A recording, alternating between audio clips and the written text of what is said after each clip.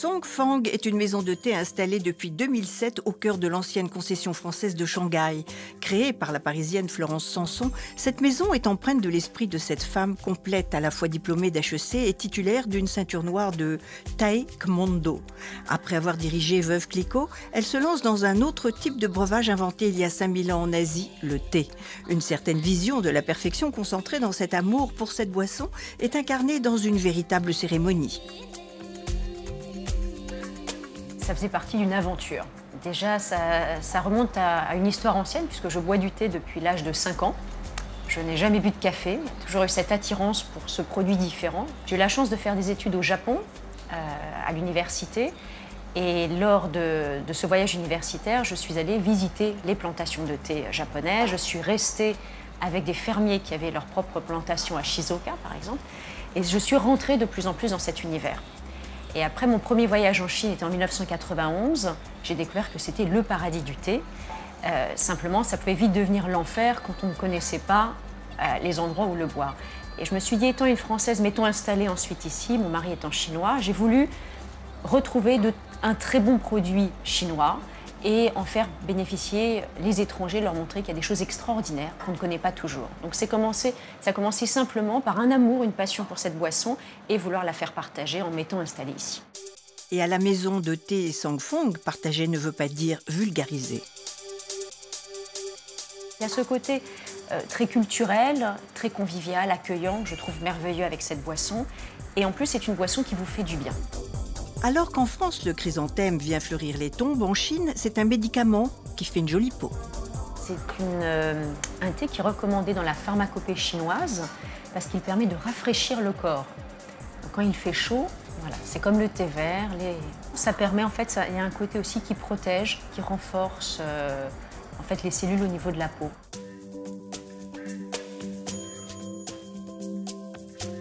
Et ce nom, Song Fang, d'où vient-il ?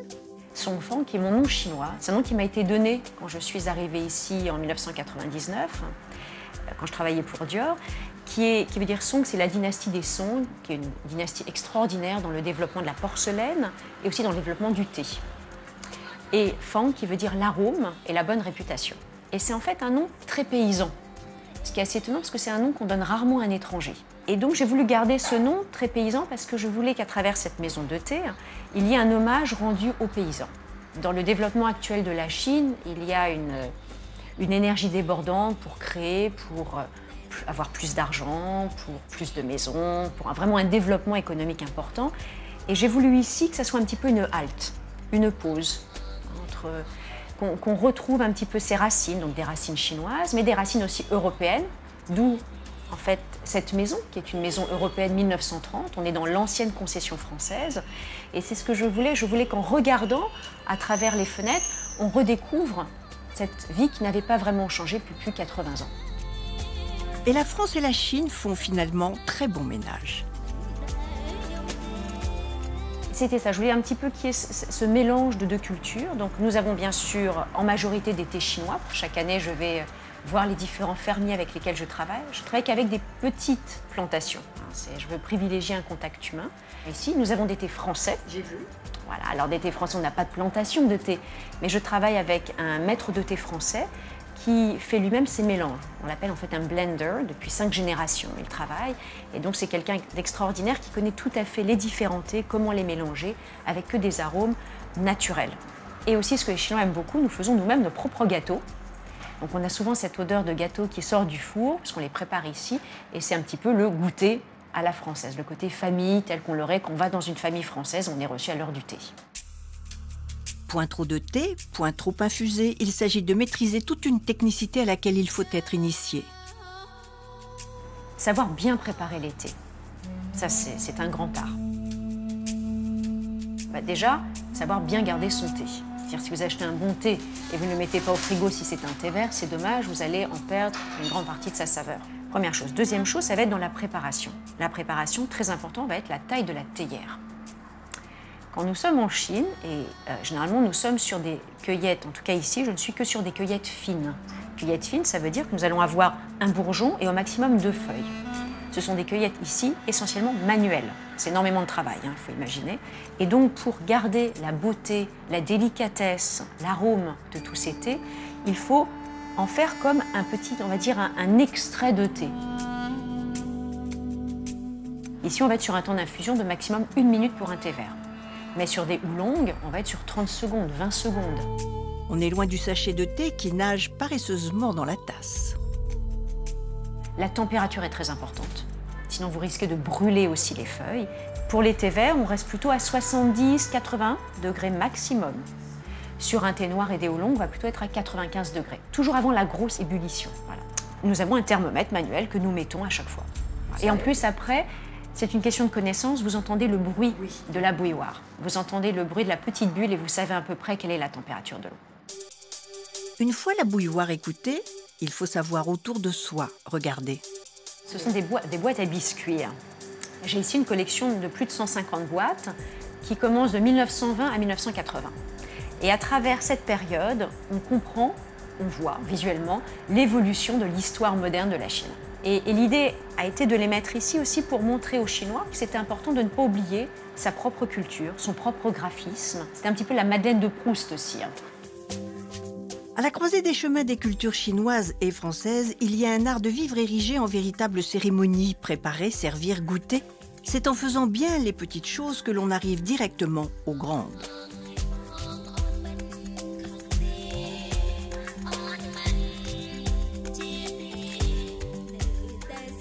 Comme c'est un petit peu une pause, je voulais que ça soit un endroit calme, respectueux du temps de chacun, mais un endroit convivial, où on vient, on apprécie quel que soit le thé, il faut se faire plaisir, c'est pas une question de prix.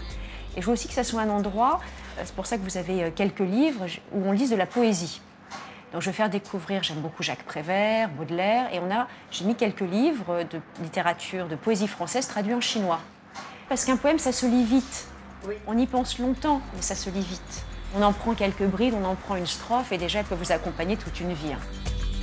Certains sourires sont comme des parfums ou des poésies, ils éclairent nos mémoires d'une lumière bénie.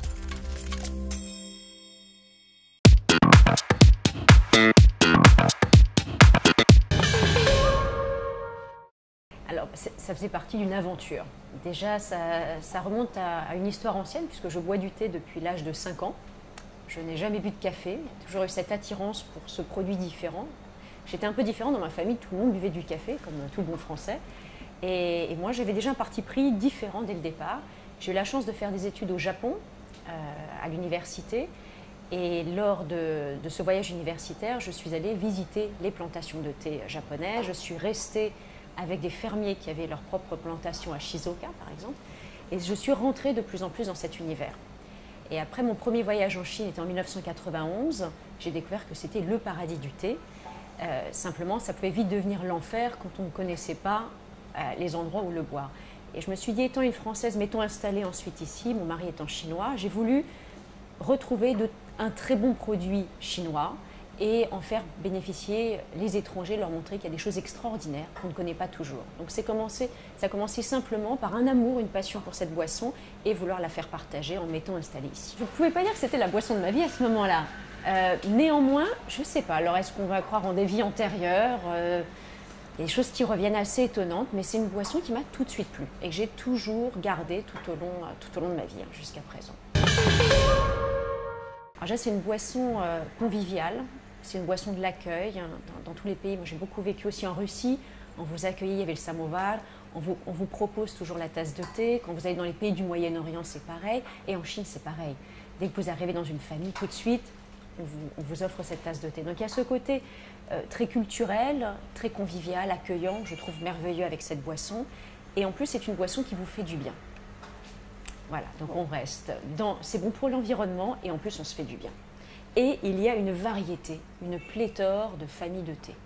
Donc quand on croit connaître le thé, on s'aperçoit à quel point on le connaît mal, parce qu'il y a toujours quelque chose de nouveau. Il change d'année en année, les récoltes sont différentes. C'est comme le vin français. Exactement, non, exactement. On peut l'associer, enfin faire un parallèle, pas l'associer, mais on peut faire un parallèle avec le vin. On peut tout à fait, dans le sens où il y a différents terroirs, des régions ont des thés qui leur sont tout à fait particuliers. Néanmoins, par rapport au vin, la différence, c'est que le thé, généralement, on ne le fait pas vieillir. surtout le thé vert. Il y a le thé noir un petit peu, le pu'er, on peut le laisser vieillir, mais sinon en général il vaut mieux les consommer dans l'année, voire dans les 2 années. Il y a une fraîcheur qui est importante. Pour les thés verts, qui sont des thés à consommer comme je dis, dans l'année, il faut leur garder leur fraîcheur et garder cette belle couleur vert de la feuille, qui va tendance à avoir à s'oxyder, à se jaunir au contact de l'air. Surtout en Chine, vous savez, il fait chaud et humide.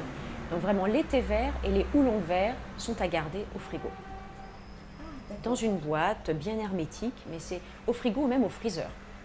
Un peu comme le café, si vous voulez. Ça vous semble tout à fait normal pour le café de le mettre au frigidaire? Non, non plus. Je ne pas, il ferait la tête.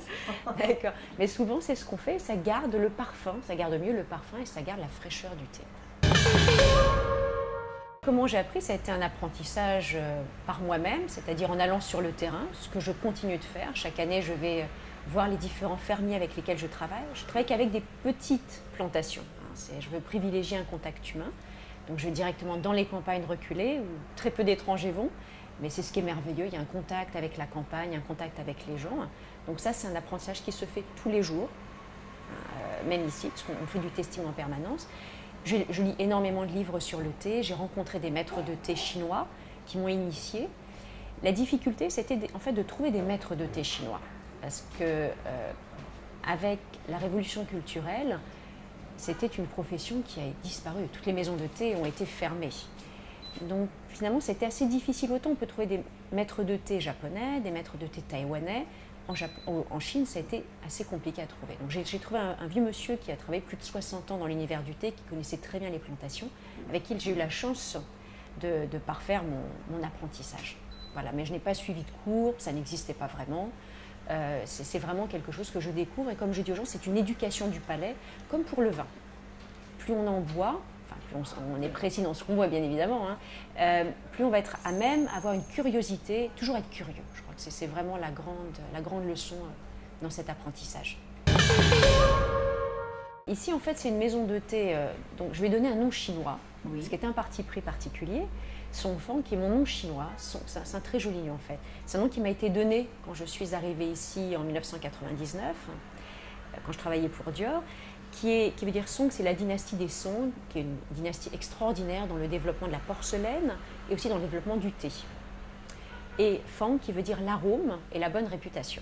Et c'est en fait un nom très paysan, ce qui est assez étonnant parce que c'est un nom qu'on donne rarement à un étranger. Est-ce que c'était déjà une petite...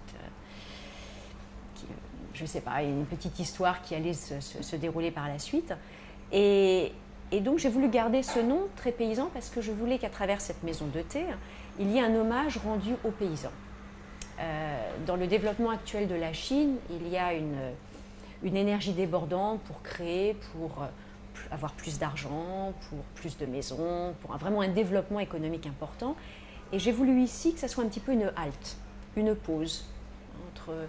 qu'on retrouve un petit peu ses racines, donc des racines chinoises, mais des racines aussi européennes, d'où en fait cette maison, qui est une maison européenne 1930, on est dans l'ancienne concession française, et c'est ce que je voulais qu'en regardant à travers les fenêtres, on redécouvre cette vie qui n'avait pas vraiment changé depuis plus de 80 ans.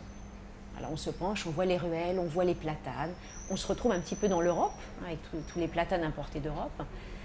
Et c'était ça, je voulais un petit peu qu'il y ait ce mélange de deux cultures. Donc nous avons bien sûr en majorité des thés chinois pour faire découvrir les merveilleux thés que nous trouvons ici. Nous avons des thés français. J'ai vu. Voilà, alors des thés français, on n'a pas de plantation de thé, mais je travaille avec un maître de thé français qui fait lui-même ses mélanges. On l'appelle en fait un blender, depuis 5 générations il travaille. Et donc c'est quelqu'un d'extraordinaire qui connaît tout à fait les différents thés, comment les mélanger avec que des arômes naturels. Voilà, donc ça on le propose aussi parce que c'est un petit peu la culture française du thé et aussi ce que les Chinois aiment beaucoup, nous faisons nous-mêmes nos propres gâteaux. Donc on a souvent cette odeur de gâteau qui sort du four parce qu'on les prépare ici et c'est un petit peu le goûter à la française, le côté famille tel qu'on l'aurait quand on va dans une famille française, on est reçu à l'heure du thé. C'est un petit peu, j'essaye d'être un petit peu un pont entre deux cultures et ce que je voulais aussi, comme c'est un petit peu une pause, je voulais que ça soit un endroit calme, respectueux du temps de chacun, mais un endroit convivial où on vient, on apprécie quel que soit le thé, il faut se faire plaisir, c'est pas une question de prix. Et je veux aussi que ça soit un endroit, c'est pour ça que vous avez quelques livres où on lise de la poésie. Donc je vais faire découvrir, j'aime beaucoup Jacques Prévert, Baudelaire, et j'ai mis quelques livres de littérature, de poésie française traduits en chinois. C'est bien ça. Voilà, C'est joli ça. Voilà, je voulais aussi que ça soit un moyen, parce qu'un poème, ça se lit vite. Oui. On y pense longtemps, mais ça se lit vite. Alors qu'on vient ici, on attend un ami qui n'est pas encore là, on va rarement prendre un grand livre, parce qu'on n'aura pas le temps, mais un poème, on en prend quelques brides, on en prend une strophe, et déjà, elle peut vous accompagner toute une vie. Qu'est-ce qui, dans la culture chinoise, vous aimante autant, vous captive autant? Bah, déjà, je suis mariée à un Chinois. Oui. C'est important. Non oui.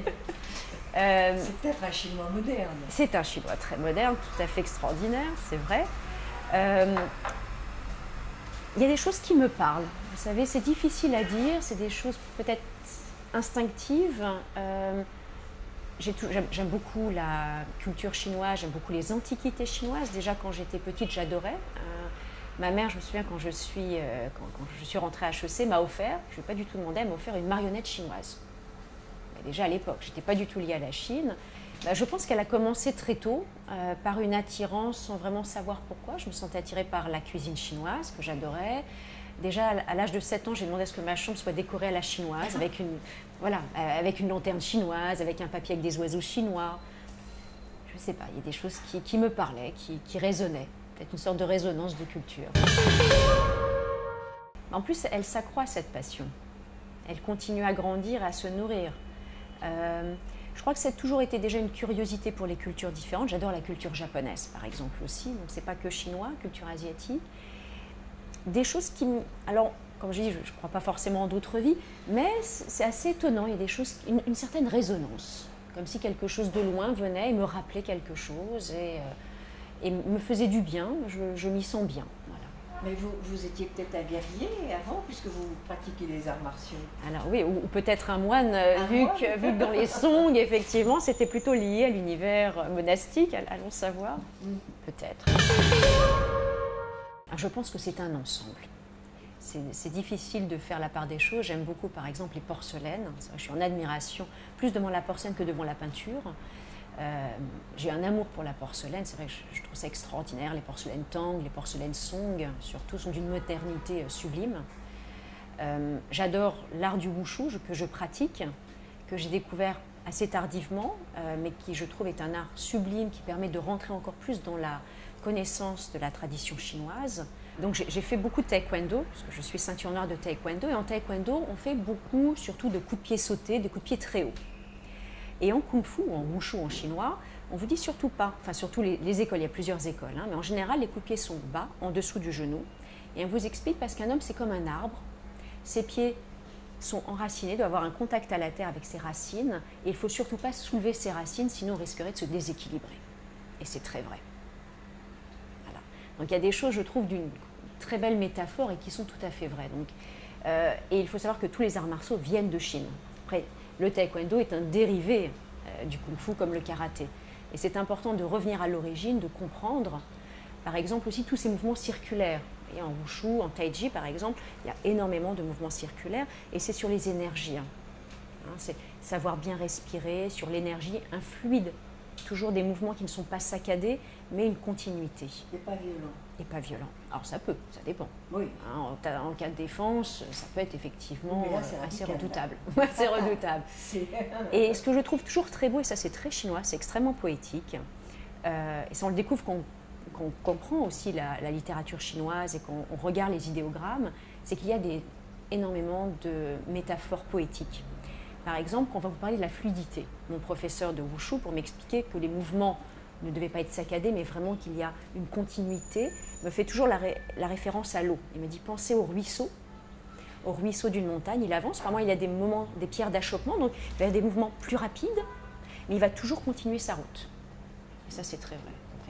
Voilà. Donc c'est toujours très beau, il y a énormément de références à la nature, aux métaphores, et c'est ce qu'on retrouve même quand je dis dans les caractères. Par exemple, mon nom, quand je disais la dynastie des Song, eh bien c'est un arbre sous un toit.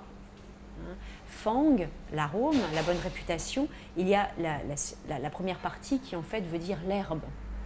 Ah oui, d'accord. Voilà, donc des choses. Voilà, donc c'est très beau, il y a toujours, qu'on se penche vraiment dans la signification, il y a une grande profondeur et une grande poésie. Il y a un côté très imagé, très métaphorique, voilà, qu'on retrouve, mais dans beaucoup de choses qu'on peut retrouver effectivement donc dans la calligraphie, dans la signification même donc, des caractères chinois, dans les arts différents, même dans l'art culinaire et dans l'art du thé.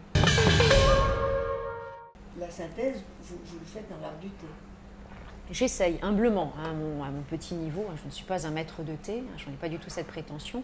Mais déjà, savoir bien préparer les thés, ça c'est un grand art. Savoir bien garder son thé. C'est-à-dire si vous achetez un bon thé et vous ne le mettez pas au frigo si c'est un thé vert, c'est dommage, vous allez en perdre une grande partie de sa saveur. Donc tous ceux que j'ai achetés il y a 2-3 ans, poubelle. Possible. Bon. À vous de voir, hein, si vous les trouvez toujours bons, mais généralement, voilà. Ouais, il faut les consommer. À la rigueur, acheter peu, mais consommer.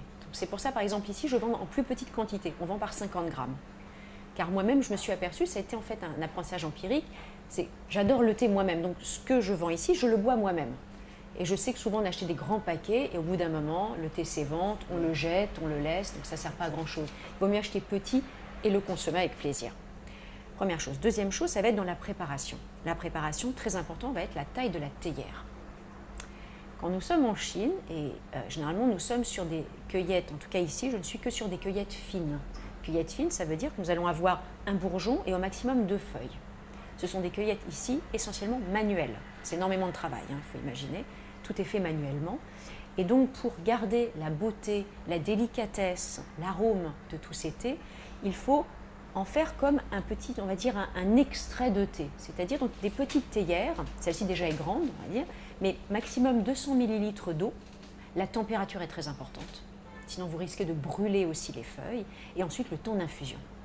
C'est vraiment l'inverse de ce qu'on fait en Europe. Ici, on va être sur un temps d'infusion de maximum 1 minute pour un thé vert. Mais sur des oolongs, on va être sur 30 secondes, 20 secondes. C'est vraiment, on est dans l'éphémère. Ah oui, d'accord. C'est vraiment quelque chose de précis. À 10 secondes près, vous ratez votre thé. Pour les thés verts, on reste plutôt à 70-80 degrés maximum. Sur un thé noir et des oolongs, on va plutôt être à 95 degrés. Toujours avant la grosse ébullition. Voilà, c'est très important. Nous avons un thermomètre manuel que nous mettons à chaque fois. Et en plus, après, c'est une question de connaissance. Vous entendez le bruit de la bouilloire. Vous entendez le bruit de la petite bulle et vous savez à peu près quelle est la température de l'eau. Le temps d'infusion, c'est pas 3, 4, 7, 8 non, minutes. Non, surtout pas. Surtout pas. On avait un là après. Voilà, alors c'est vraiment...